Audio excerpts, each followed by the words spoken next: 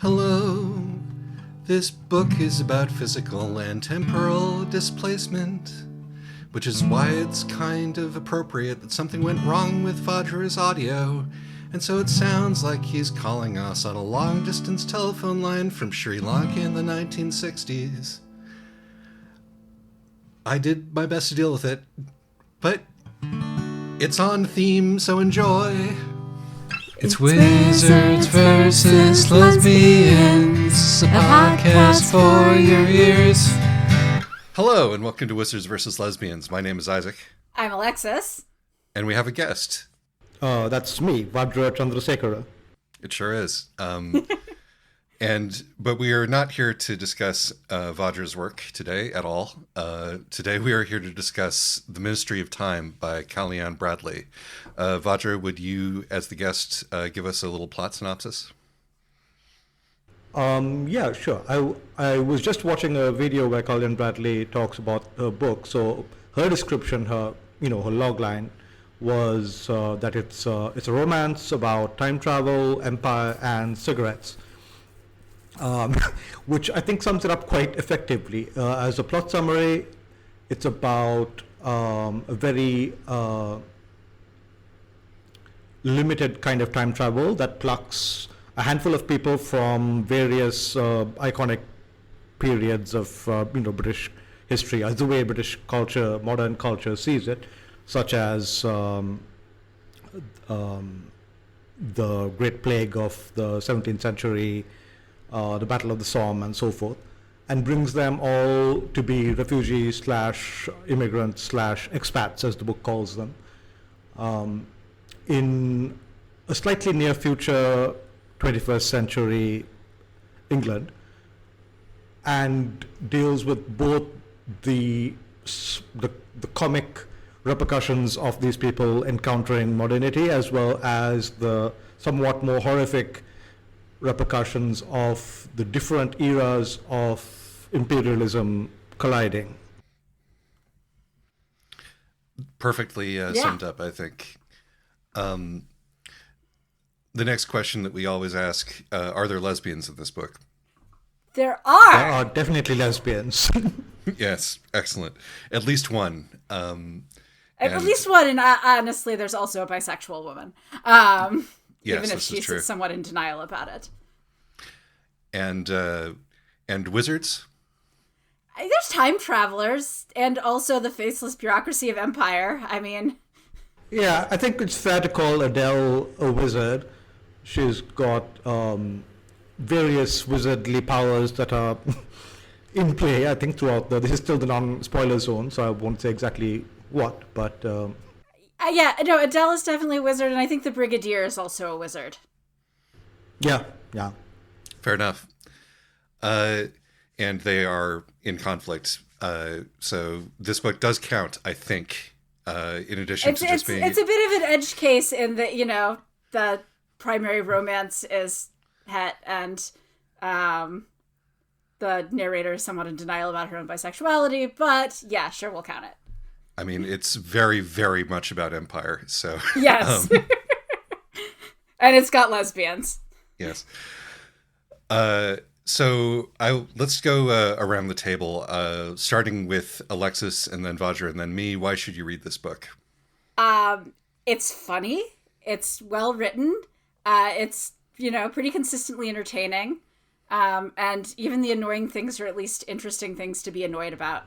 Yeah, I'd agree that it's extremely funny and in a very, very charming way, which is not what you would expect from a book that is so very much about empire. And I think it has done a really good job of transcending its origins, which the author has talked about extensively, as a kind of pandemic coping fan fiction experiment. Never seen that done so well. Yes, it is actually remarkable how novelistic a novel it is, given the origin point. And I also must give the author her flowers for being so open about its origin point, including it in the text itself. It's also got a good narrative, like it's got a really good, strong narrative character voice. It does. I would say if you have ever spent long periods of time in the shower, for example, imagining how you would explain the modern world to people from history. Not that I have done that a lot. You will enjoy this book both as an exercise in that and as sort of and you'll enjoy picking apart the ways in which you think that it doesn't do that as well as it should. Right, that's what I meant by even the annoying things are often annoying in an interesting way. Yes, it's a really good chew toy, I think, in addition to being just funny and I think genuinely romantic as well. Yeah, no, I think that it's both like just a success as a novel and just really enjoyable to read. Which makes this the rare crossover, speculative literary book that we've enjoyed. We tend to be pretty harsh on those, actually. Yes, no, I agree there. Now, why shouldn't you read this book? Same order. I'm not sure I don't think I agree with a lot of the author's takes, or not necessarily the author, actually. One of the things I liked about the book a lot is that it's definitely got a good, unreliable narrator. I'm not sure that I agree with a lot of the conclusions that it draws about how people would feel, about how people would adapt to the modern world, and also about how, sort of, how people would be radicalized or not by their encounter with what empire means. I can't think of a good reason why anyone should not read this book. I think it's great. You should totally read it. I think if you're coming from the very hardcore genre, as a hardcore genre reader, you might find it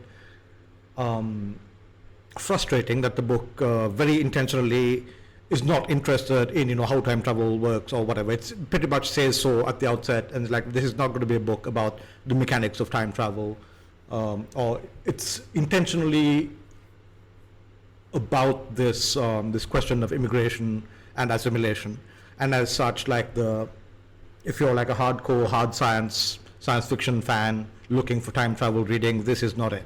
Personally, I found that to be a plus because I find most hardcore time travel stories to be kind of annoying. But... Same. Sure. Same. Yeah, absolutely. Yeah, no, I generally agree with you, Vajra. I think that it's it's the book that I have most enjoyed where I just don't buy the central plot hub that it swings around. So, but again, I feel more sort of a sympathetic interest with its viewpoint rather than contempt, which is often how I react, rightly or wrongly, to that kind of thing. I thought it got a little messy near the end. I guess. Yes, in terms of, these are a lot of plot threads to pull together. Yeah, no, and by and large, it came together pretty well. Just the pacing got a little wonky. I think that these are less reasons not to read the book and more things we found that at least Isaac and I found frustrating about the book, which is not the same thing, because I'd rather read a frustrating book than a boring one or an infuriating one. Exactly. The other reason that I might hesitate to read it is that I found it actually very emotionally affecting, more than usual for this podcast, by a good margin. And I'm still not entirely sure why. Because it is at heart a comedy, but still, which of course doesn't, does not mean that you won't find it extremely emotionally affecting. But maybe maybe when we do content warnings, as we're about to do, that will become more clear. I guess if you're into, what's that show, The Terror, and you have really strong opinions about that fandom, maybe you shouldn't read this because it might conflict with some of your fandom opinions. I let's not make space for that at all, actually. But what I was going to say was, so as far as content warnings go, now, basically, content warning now in the near future. It does an extremely good job of portraying the grinding mediocrity of particularly modern English bureaucratic culture, which I find skin crawling. That's not. I don't know if that rises to being a content warning, but certainly the dominant feeling that came off of it for me. But gaslighting, questionable consent and sex, empire. I don't think anything particularly, and murder. Murder. I don't think anything particularly super upsetting or triggering beyond that. Murder. If you're one of those people who gets really upset when a gay character dies. Fair enough. I'll be vague about who to avoid spoilers, but yes. But if we have nothing else to add to that, let's get into discussing the thing. Spoiler zone. Let's go to the spoiler zone, though it's far away from everything we know. All right. So yeah, where even to begin? I think that no. Vajra, do you want to start us off? And we'll move on from wherever you take us. Right. Well, let's see. I think one thing that I really enjoyed about this book is this question of what exactly is it? Is it a romance? Is it I've seen, for example, a lot of mainstream media coverage, I think it was in The Guardian, where they call it a romantic comedy, a rom-com. And I don't think I would agree with that exactly. It's a romance, certainly, and there's a lot of humor in it. But I don't think I would describe the story as a whole as a romantic comedy. There's also this and it's the ending, right? Which is it's not a happily ever after ending. Well, and not only that, but there's also this creep. It keeps pretending to be a romantic comedy, and then occasionally the narrator will just make a little comment to remind you that something horrifying is coming, which I think stops it from being, so it lets you know throughout that this isn't actually a romantic comedy, even though for a while the narrator seems to be trying to convince herself that she's living in a romantic comedy. Which is what you do when you're in love. So, I mean, that's understandable. Right. I think the bit just before the ending proper, where it gives you kind of an unhappy for now ending, as it were. But then it kind of takes it back a little bit at the end so that you have this kind of very unfulfilled but theoretically possible sense of hope. Which, well, frankly, I could have done without that. But me too. Fine. I can see why.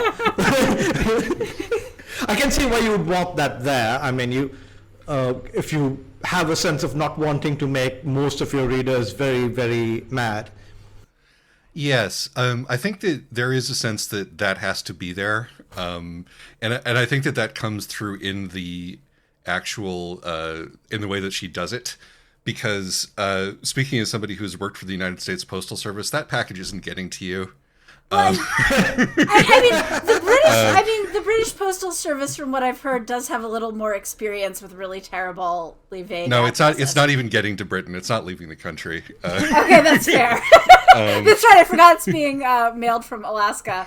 Unless, of course, it could be being mailed from Canada, because it's not like you can actually tell the difference between 3 hours north of Vancouver versus Anchorage. This is true, but I mean, in terms of the narrative itself, it makes sense that that's where he is because, hey, Gore finally found the end of the Northwest Passage. Right, hooray. Exactly. But the thing is, it's not even just the postcard thing. It's that there's really no way for this story to have a happy ending because aside from all of the betrayals and stuff, you still got this fundamental, conflict. We still know that this is the kind of person that if he'd learned about 9/11, he would have been, deeply radicalized into hardcore British imperialism. If this was a happily ever after ending, then it would retroactively make the entire book a Nazi romance. Exactly. Yes. Which it's always on the verge of being anyway. Yes. But in a way, the whole book is about Nazi romance, right? Which is Right. fascinating to me. Yeah. No, just put little cat in a German accent and make her Jewish. Oh my God. Right. Well, and I mean, there's the whole thing where the therapist is like, I've been trying to stop you from turning into a fascist and I'm failing. And like, I mean, she leaves our unnamed narrator leaves the British Civil Service, but I'm not convinced that she's actually fundamentally changed her outlook on life or politics.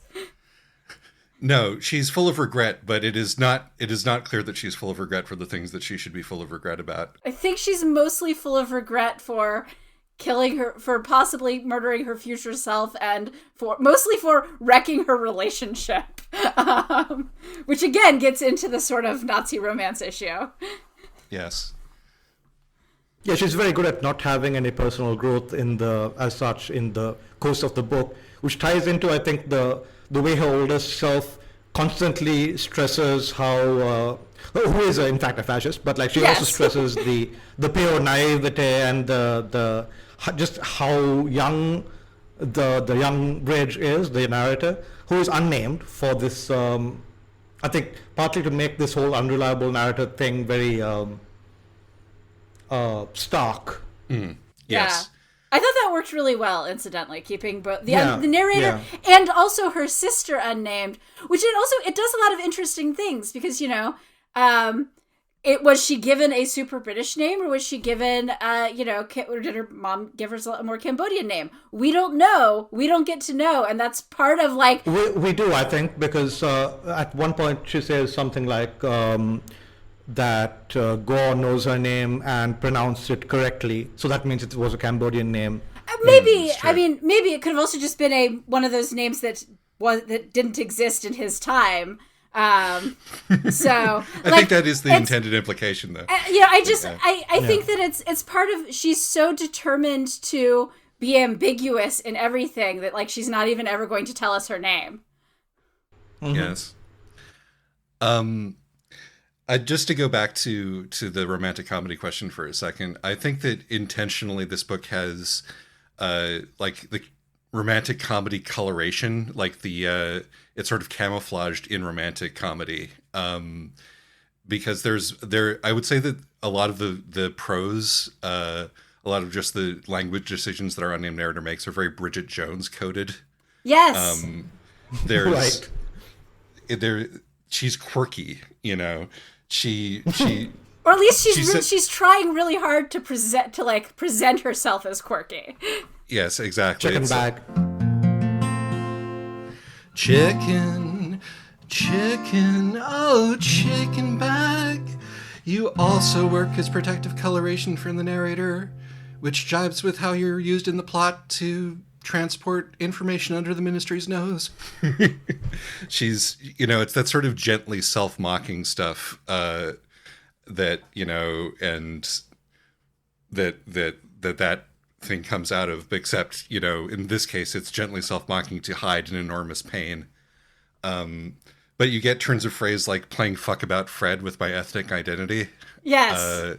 Which is tremendous. One of the reasons that, doing a British, that Americans trying to do British doesn't work is that you'll never come up with anything quite as horrific as playing fuck about Fred with my ethnic identity on your own. You have to have grown up in the culture in order to produce that, I think.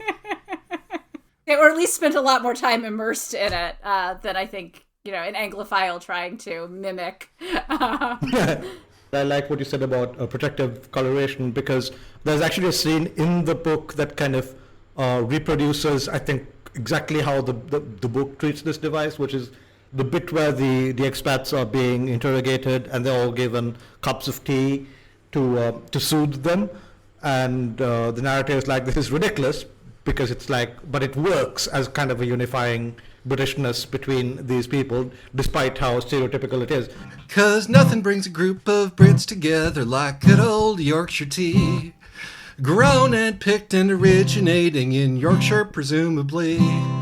And that, like, the use of stereotype, I think, reflects how the book uses the structure of a romance. In fact, even a standard romance device is alternating chapters from each of the two protagonists, right? And we don't have that here, but we almost have it because you have all these flashbacks from Gore.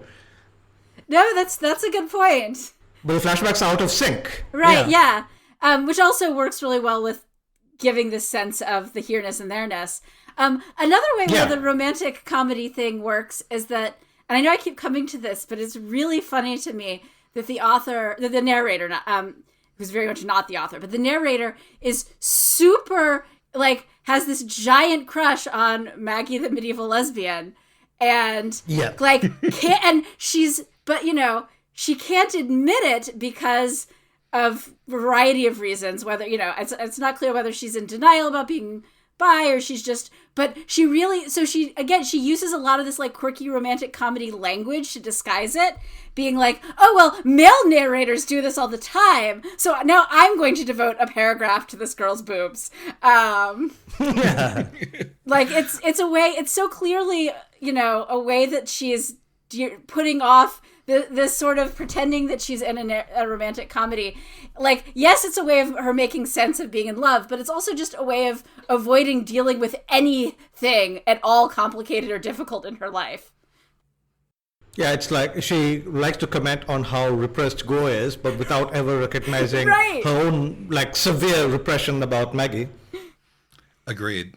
I think the other sort of angle into why you would call this book a romantic comedy is that it is interested in deconstructing romantic comedy, and does this, I think, the most explicitly in the way that it deconstructs our narrator's relationship with Gore, because the thing about Gore that our narrator loves is gap moe, if you'll pardon the term.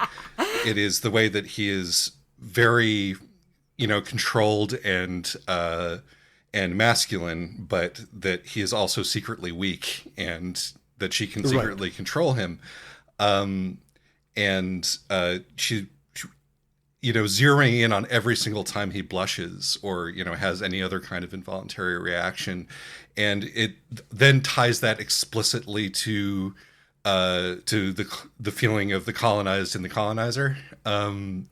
It very much is like, oh, the actual thing that I can't give up about this is the control that I have over him, which it co-locates with her fascist impulses.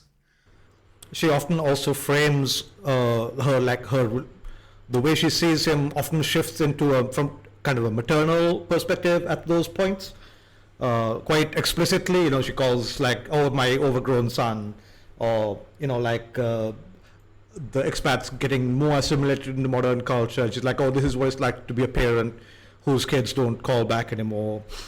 Yes.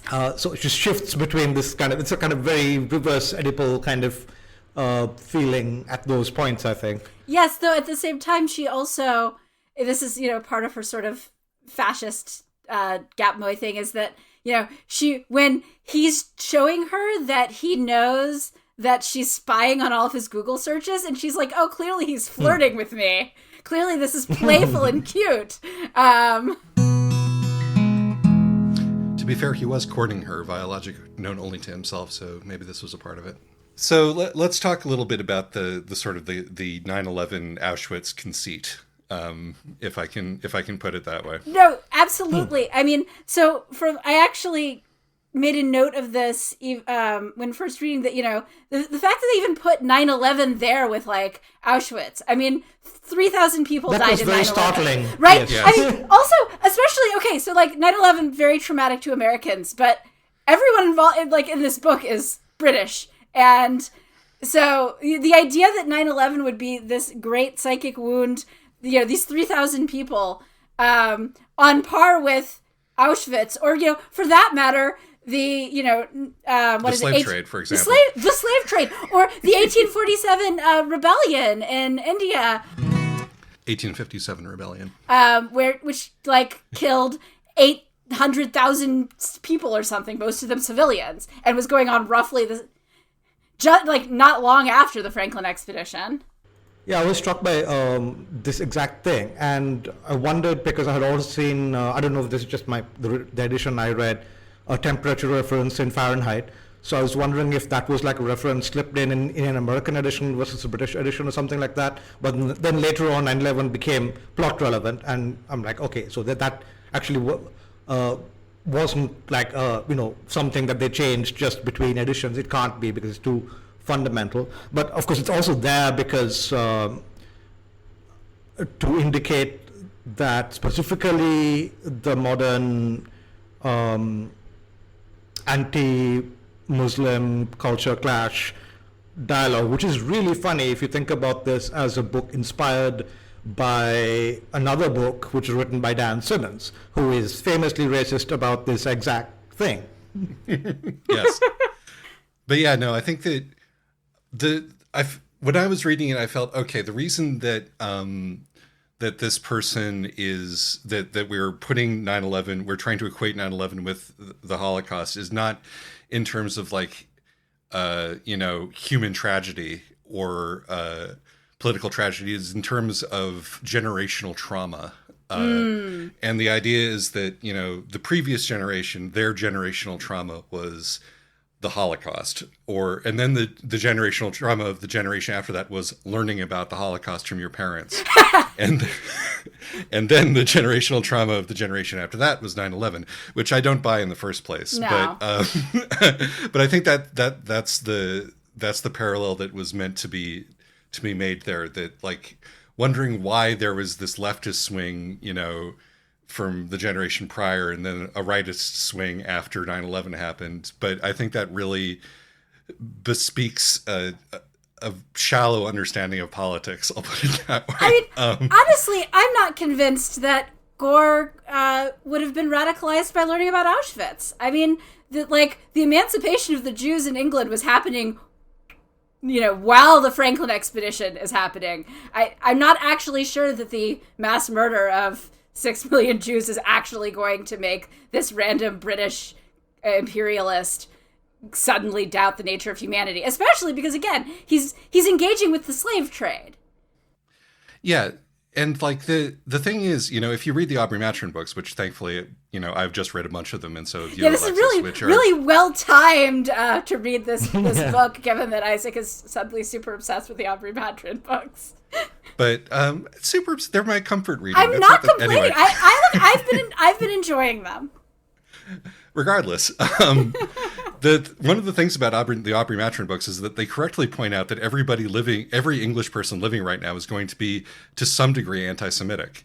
It's just part of the background noise of the culture, and that element in Gore, which should be present at least in terms of something to be reacted against, is not explained at all, or not explicated at all, which I think is an interesting elision, given how much attention is paid to the sort of internalized racism that he would have. I think it's also that I agree that you wouldn't expect Go to particularly care about Auschwitz, but I feel like you can quite reasonably expect him to be radicalized by 9/11, because 9/11 is about people from the lesser races striking a blow against the heart of empire, which someone like Go ought to have found deeply offensive. Personally relevant. Yeah. Right, but the question is would he see an attack on America as striking at the heart of empire? It's hard to say. This book also has the specific English myopia of still thinking that they're in charge of the world. Which is... America is just like part of the long British American Empire. So really, whiteness unites across the Atlantic. Exactly. But yes, no, that I can certainly accept.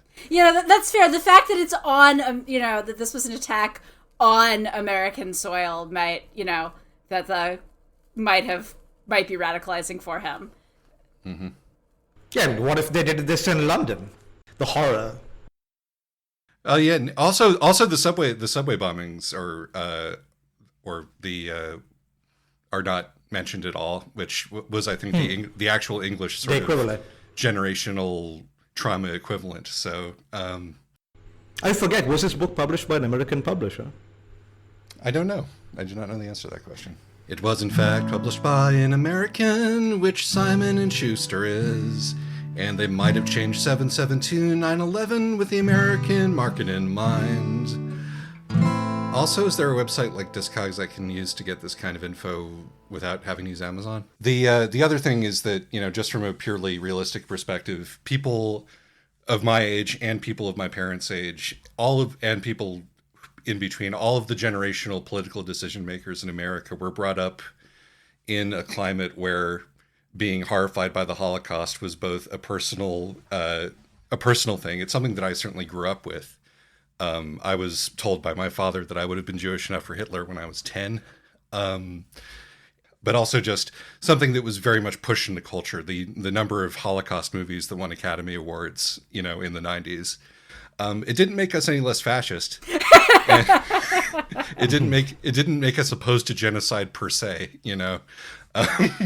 Just on a cultural level, the lesson learned seemed to have been to protect Jews in particular, and even that, you know, only on a very macro level. So right, of course, you and I, you know, having Jewish extended family, it is slightly. I've met people for whom that's real, you know, who don't like our age, who don't even have that really.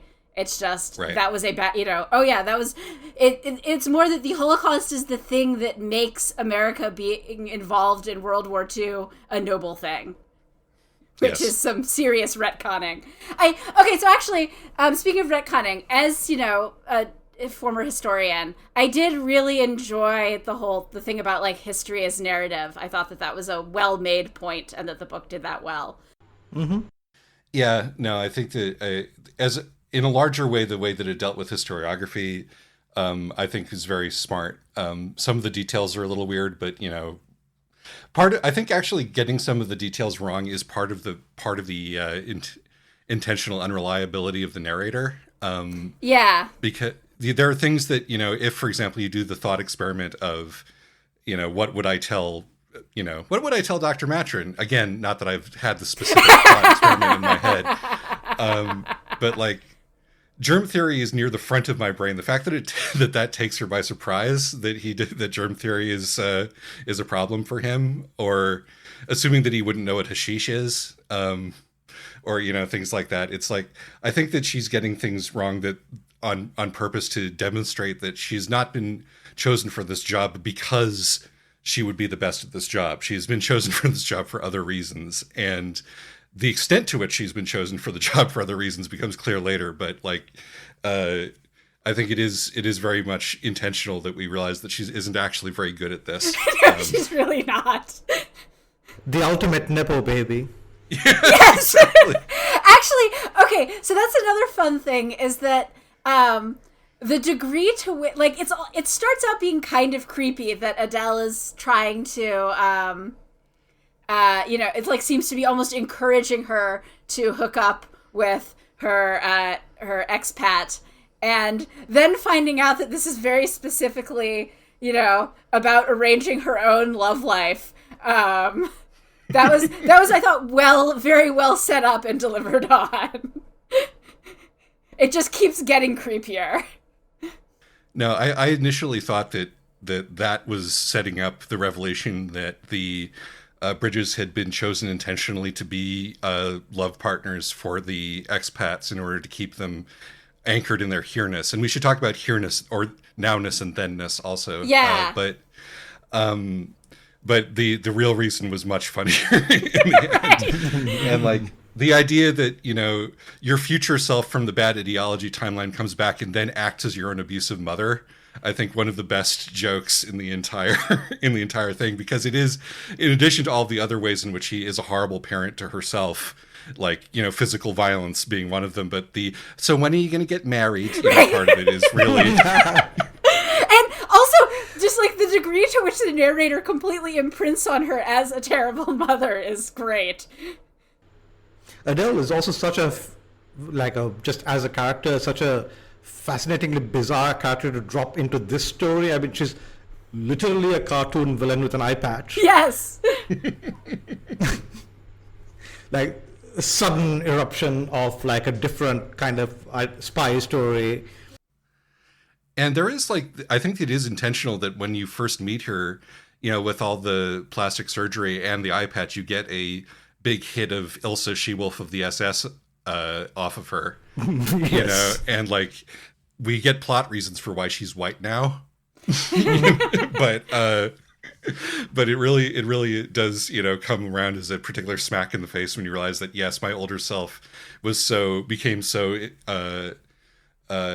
enchanted by the imperial narrative that she became a white woman. And also, I also really like, you know, there's so many things I like about their relationship, including that you get all this stuff that it seems like it is very much this sort of unresolved mommy issues. And, you know, from the narrator's perspective, it is. But then from Adele's perspective, this is just like her self-loathing. Finally, you get to really take out your self-loathing on your younger self in a way that, you know, must be like horribly like wonderfully cathartic in this really awful way to just say all the mean things to, you know, your cringe younger self. Yeah. Just as an aside, be nice to your younger self. Right? the seed of not being screwed up is self-love, and it's way easier to start with self-love by loving your stupid teenage self than loving your screwed up or your stupid like self. 30-something self that you're treating like a teenager because you feel so much older. Like that's another, you know, she treats her like a teenager, but this is a grown-ass woman. It's true. She's not even like that, like Adele's even that much older because their kid is only a teenager. We now, or then, discuss nowness and thenness. Incidentally, now and then, here and there, or Ima Sokuni Iruboku is one of those rare anti-fascist anime, which may be one reason you never hear about it these days. Or it might be all the rape. So let's talk briefly about nowness and thenness, which is sort of a plot point which gives us the reason why the government would be interested in retaining the more military-minded of the expats as soldiers, because they can sort of go undetected by modern technology because they have a feet in two places at once. But I think this is a return of the, you know, science fiction double consciousness metaphor. The code switching metaphor, which also, you know, is present in her and her sister, our narrator and her sister.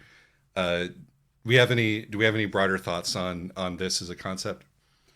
Yeah, I like that you really see how, you know, this is another example of the bureaucracy just being really stupid about it, because, you know, Maggie is actually one of the best people at adapting. And they're just completely uninterested in her because even though, you know, she's also able to at least exert some control over her now this and then this. And she's able to, you know, hook up with a series of girls on Tinder. So she's clearly able to like fit in a way that none of the others do. And they're entirely uninterested in her because she's a young woman with no military training.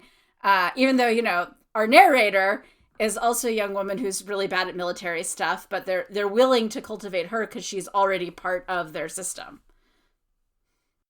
Yeah, Maggie will assimilate in every sense except the ideological, right? She only makes friends with anarchist lesbians. Yes.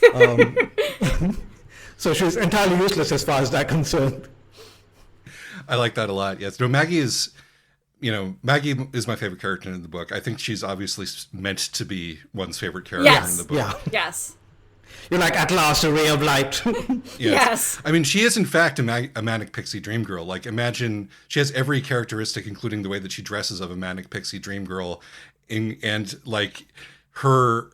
And of course she can hook up with modern women. Her dialect becomes part of her manic pixiness. It's just part of how delightfully eccentric she is. Right. She just talks like, because also a lot of the stuff that she's using, she talks like a, you know, elf out of a Neil Gaiman book. Yeah, no, Neil Gaiman would be head over heels for Very inappropriately, yes. But thankfully she would know to protect herself. Yes. And it is also this fact that makes the last portion of the book work, because she's the one who I really care about not dying Right. at that point. And I think that's very intentional. I mean, I really liked Arthur, but also, if ever there was a man who was not going to survive to the end of the book, it is her. Yeah. Like, Saw that one coming. Right, well, I mean, the thing is that he exists to be your doomed World War I gay, sensitive poet. Like, he's not going to survive. He's literally a Barry O'Gay's, like, figure come to life. You can like, oh yeah, this I recognize him. He's charming and vulnerable and incredibly fragile in precisely the right way. Right. Down to his adorable speech impediment. Yes. Yes. Actually, Yes. speaking of Maggie, I think it's interesting. Her death is one of the things that does that radicalizes our narrator into like buying into fascism. She's so struck by the idea that in this timeline Maggie survives. Like this shakes her in a way that nothing else really does. Now, has anyone radicalized by 9/11 used protecting gay people as a pretext for making war on the quote-unquote lesser races before? We have to keep our internal manic pixie dream girls alive, lest we become fascists. Right. I mean, like, the thing is that... That actually seems quite reasonable. Right. Well, and I mean, I think also to some degree, Maggie is kind of this road not taken for her, right? Like, because she's got this sort of almost romance going on with Maggie. Of the two people I could have hooked up with. Right, exactly. Yeah. It's like, of the two people I could have hooked up with, there's the, hardcore British imperialist, and then there's the, like, lesbian anarchist, and, and, like, because she's got all these, she goes out clubbing with her, they collapse drunk in bed together all the time, she's spending all this time staring at her boobs, and then she's already chosen the wrong beloved, but she's already chosen the brooding, sensitive, imperialist, quasi-Nazi. But just even I think having Maggie in her life would have, just having a better influence in her life. Of course she and Gore are going to like encourage each other's worst characteristics. They've been doing that all book. That's actually interesting, though, right? Because she didn't choose Gore. This is literally a compet device. She was assigned to the brooding man because her mother slash older self needed her to be heterosexual. That's fantastic. Exactly. I think one of the reasons I normally don't like time travel books because I think that they're too invested in like the inevitability, like the mechanics of time travel and the inevitability of the narrative. And this is both completely uninterested in the mechanics of time travel and invested in, the question in not exploring but not answering the question of what is and isn't inevitable. And I think that that's one of the things that this book does really well. I'd like to talk about Gore for a second. First of all, because I find his very existence incredibly charming, and this is in the text because his genesis as a character in this book is explored by the author in the afterword, which I really appreciate. She says how she spun this guy's entire life out of like the three personality characteristics she was able to infer from the historical record. Right, and it's also clearly that she saw a picture of the guy and went, "Wow, this guy is hot," and like spun this thing, spun this pandemic fic that became this remarkably good novel out of that. Which I had to go looking for the daguerreotype after the book. I need to do that clearly. No, what struck me was that he was played by Tom Weston Jones in the TV adaptation, which I haven't seen, but I looked up the IMDb page for it. That's the TV adaptation of The Terror, specifically. And Tom Weston Jones looks exactly like this guy and is constantly cast precisely as the brooding, troubled period male lead in various shows. So really, it fits together incredibly well. He's the same character in Copper, essentially, without the time travel, and in some other show that I also watched. And I think it's going to be... can't remember. Oh, in Warrior, where he was again a period cop. He keeps getting cast as some kind of cop and also in period dramas, basically. Indeed. He has period cop face. Something in the jawline, I'm sure. Yeah. But I think that to her credit, or to the author's credit, Gore manages to transcend this, cop, imperial cop archetype just by being an incredibly weird human being.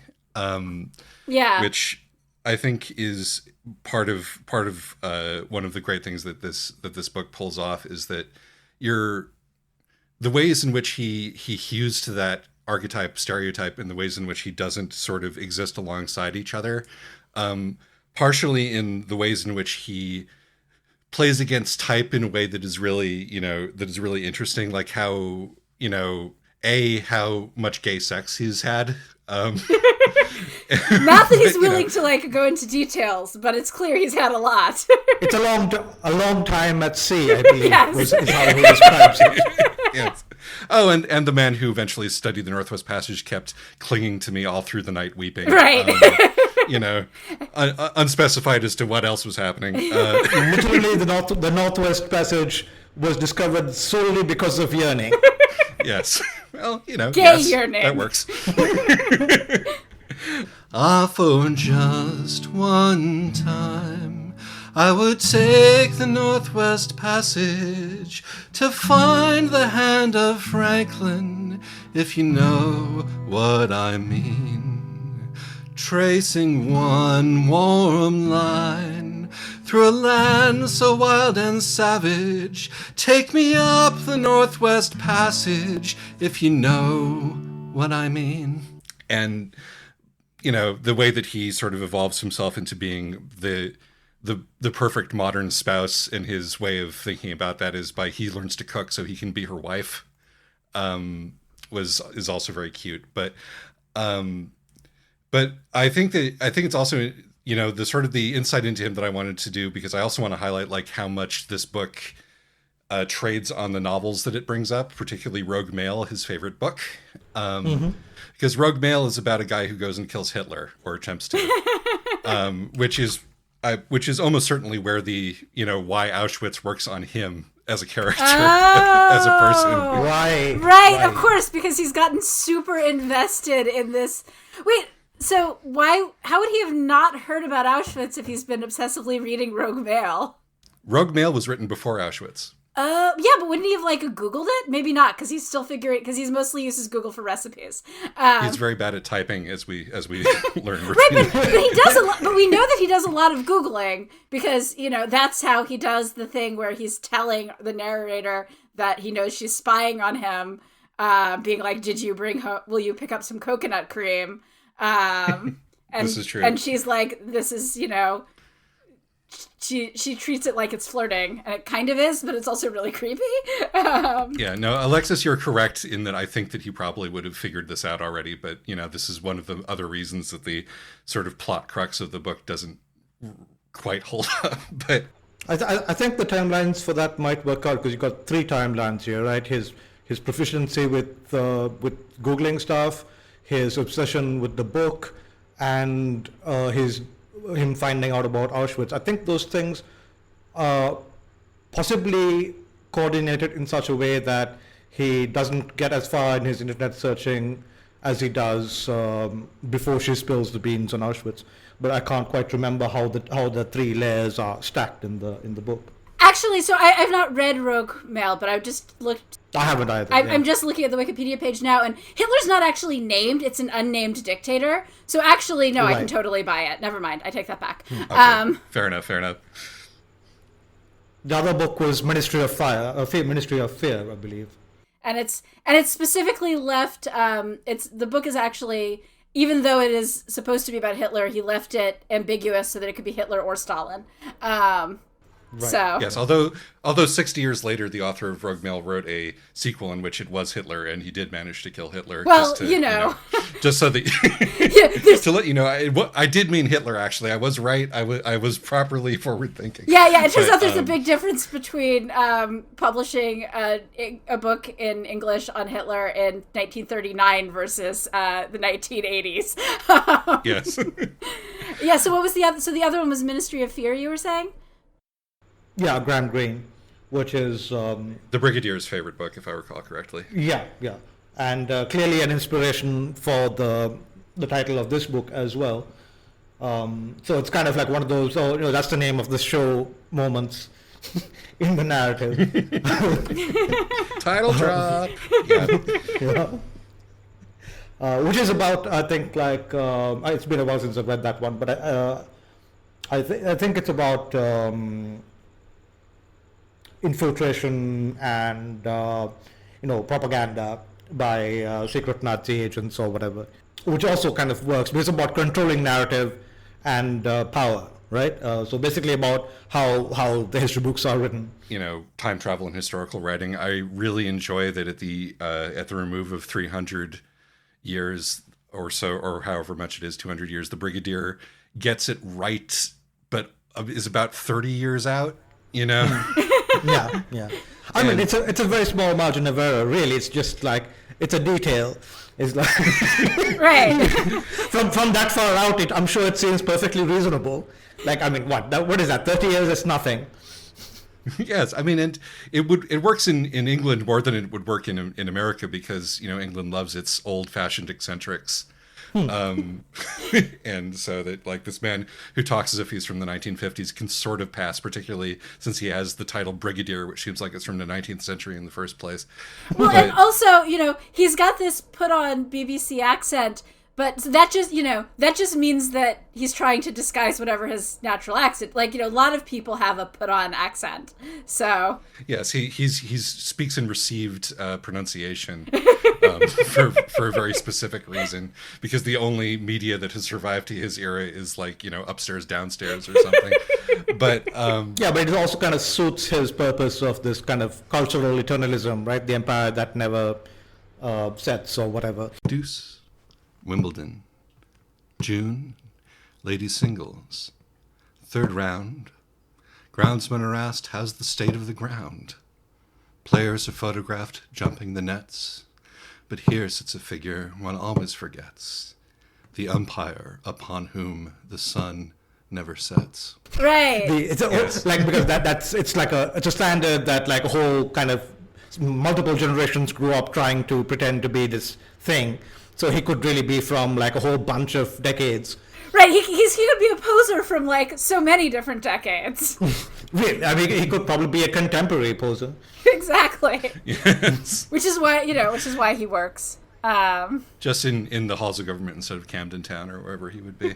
It's actually there's one of, like, so many, like, divides. Like, I feel like the core theme of the book is about assimilation, and there are so many things, so many layers, so many different threads that lead to that. And the Brigadier's the whole presence, his presentation, his voice, his references is one of those things. Is him trying to assimilate into slightly the wrong culture in exactly the way that all the expats are being forced to assimilate in a very government approved way into the culture that the authority wants to project in this narrative, while at the same time the bridge herself is being forced to assimilate not only as the child of an immigrant, but also into someone who performs child of immigrant in a state-approved, politically correct way. Like the point, for example, where she's forced to read out a lecture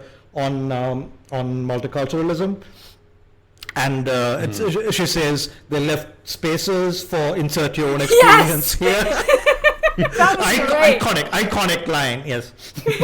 I did want to talk about that, because I think there's always the risk when you're writing a book like this where if the romantic lead, the guy that our narrator is falling in love with, is somebody from the height of the British Empire who has imperialism in his blood, that, you know, and the narrator is therefore in some way infatuated with imperialism. Like you get from the book a feeling of like real nostalgia for the imperial age. And that is, I think, the most particularly present in our narrator's contempt for contemporary mealy-mouthed, like, you know, DEI, British government, you know, language around diversity, trauma, and, you know, yeah, like, and all of the various things that it's trying to make room for. the narrator is exactly the kind of person who would say woke in an ironically oppositional way. Yes. Right, or yes, and who, you know, 20 years ago would have been complaining about political correctness. Yeah. And the other thing is that she's not necessarily wrong about this. But she's coming at it from the wrong side. Yeah, but the book gives us our what's her name? Our black psychiatrist. Is it Semelia? Semelia, yeah. Yeah, Semelia. As a, you know, I also hold this stuff in contempt and am clearly like barely holding back my anger about it. But, you know, I'm coming at it from a very different place than you are. And I'm making my, you know, peace with it in a very different way than you are. And frankly, just in terms of like cultural specificity, I loved you had a Tumblr, didn't you? Yes, of course. And you reblogged a BLM reading list, didn't you? You know? Yeah, Semelia just got the wrong sister to deal with. I mean, because the narrator's sister would have gotten along with her just fine. I don't know. She unfortunately got the conservative sister. I don't know, because, like, there's also all the ways in which the narrator is part of the narrator's trying to perform whiteness is she's also, like, trying to perform white guilt. When she's dealing with Semelia, like, she really is, you know, she's doing a lot of this, like, preemptive cringe thing that Semelia is like, I understand where this is coming from, but trust me, I know that I'm black and you're not. Can we just move on and have a conversation? And like, I wonder actually if the sister, who strikes me as also the sort of person who would absolutely be reblogging Black Lives Matter reading lists, wouldn't actually have some of the same thing, just from, you know, a slightly different affect. Yes, maybe. Because, like, Semelia seems fundamentally quite pragmatic. I mean, a lot of, even when she's trying to talk about race and assimilation issues, she's doing it very specifically because she's trying, you know, to de-radicalize or, like, divert off of radicalization our narrator. You know, she's a therapist. I think Semelia, in a way, but Semelia also kind of serves as kind of like one of those this character can do no wrong kind of like points. Like, she's less of a character than kind of a plot device, in the same way as Maggie, right? Like, these are like sort of representations. They exist to show you like the better ways the story could have gone without turning into, like, not better in the way, I'm not saying the book is bad to do it. I think the book is correct. Better ways that the narrator's life could have gone. Exactly. Like, these are the good choices you could have made, and you did not. Like, these are your ghosts of Christmas past. Right. Yes.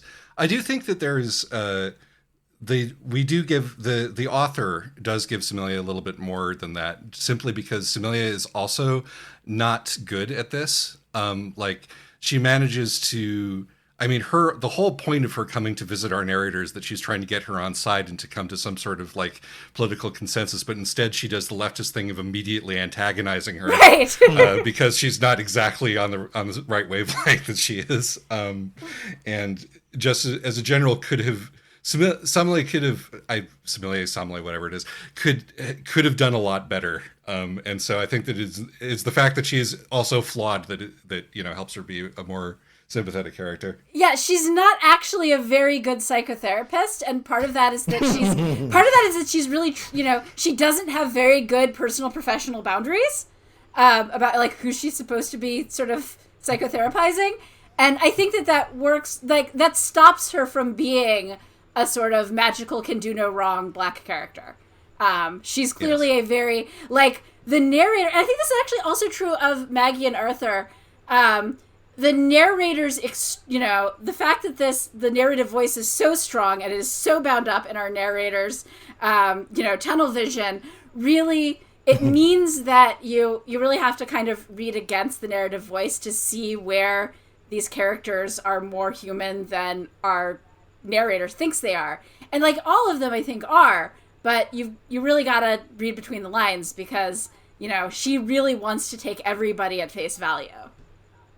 She really does, just including herself, including Adela, Right. who she consigns immediately to this kind of evil boss / mother role, Right. and then doesn't really pay attention until like the very end of the book. But I did like that all the expats, except Cardingham, play against stereotype. Yes. And Cardingham works really well, partly because he's another hint that actually we should not all be as infatuated with Gore as we and the narrator, tend Yes. to be. It's because, like, Yes. because, Gore and Cardingham stay friends the entire time. Like, why are you friends with this guy? I mean, why do you think? Right? Yes. We understand each other on a very deep level. So we're getting to the end of our usual time here. At this point, generally we share random little bits and pieces that we couldn't fit into the conversation before, and so I will provide a couple of them. Let's see here. Shout out to the Kinder Transport, which is mentioned as a failure of English sort of liberal generosity, and also the our response to the Holocaust makes us the good guy thing. My grandfather was on the Kinder Transport, As was in the book Ralph the Asshole Bridge. because all the bridges have are the children of refugees. Exactly. This is just for you and me, Alexis, but Gore asks our narrator how to pronounce Sichuan. Yes. And I don't know if she get. I read in the audiobook, but in the audiobook she gets it wrong when she answers that question. And Alexis and I have like a years-long history of Alexis trying to get me to pronounce this word correctly and my failing to do so. You've got it close enough at this point. Yes, it took a while. And just as a general matter, really good, like the horrible lukewarm ham and horrible lukewarm beer sort of being the mirror of the increasingly awful weather and the failure of the English like a material infrastructure to handle like anything, even if the climate disaster wasn't happening. The crumbling of contemporary English infrastructure is just not prepared to handle what's going on. That you really did a good job of portraying just how awful England is, and I always like that. I really like the ongoing like refugee expat thing. I mean, it starts out as just this really, really quite funny joke about, well, these are refugees, but we're calling them expats because they're white. And then as you find out that like every single bridge is the child of somebody who really could be described as a refugee and thus has to like perform their own refugee-ness to people who are actual refugees, but we can't call them that because they're white. It just gets like increasingly more absurd, and I really enjoyed that. Any other notes, Vajra? I really like the way the as you said, how the book does climate change. Just kind of, it's so close to what we're already experiencing. Yeah. But it's kind of like it's just kind of a slowly boiling frog kind of climate change disaster, as opposed to, for example, how a very similarly named book, Ministry for the Future by Kim Stanley Robinson, handles like near future climate change disasters, which is a gigantic disaster that kills like a bazillion people conveniently in India, far away from the metropole. But this is more like these are just kind of increasingly dangerous inconveniences, which I think is a more realistic and a kind of claustrophobically upsetting picture of climate change in the near future, like just the heat waves especially. Right. Well, and also it's entirely possible that in, the hotter parts of the world, tons of people are dying, but the narrator doesn't remark on it because she doesn't care. As November Kelly says, it's a series of disasters you watch on your phone until you're the one doing the filming. Yeah, because it's fundamentally about it's too hot to think in whatever, like, and you have like local floods or whatever. But it's exactly how like climate change works on multiple levels. Yeah. In the real world. Yeah. Yes. Also, I think I was just really struck by like how the here-ness and there-ness works as an assimilation metaphor. Because there are so many assimilation metaphors and kind of devices which are cultural or linguistic, but here's one that works in terms of physics. So which is very science fictional in a book that is not particularly science fictional, but here it is, because this is about like because traveling, being a refugee through time is essentially the same, and the book makes this very clear, as being a refugee from the colony to the metropole, right? Because there's from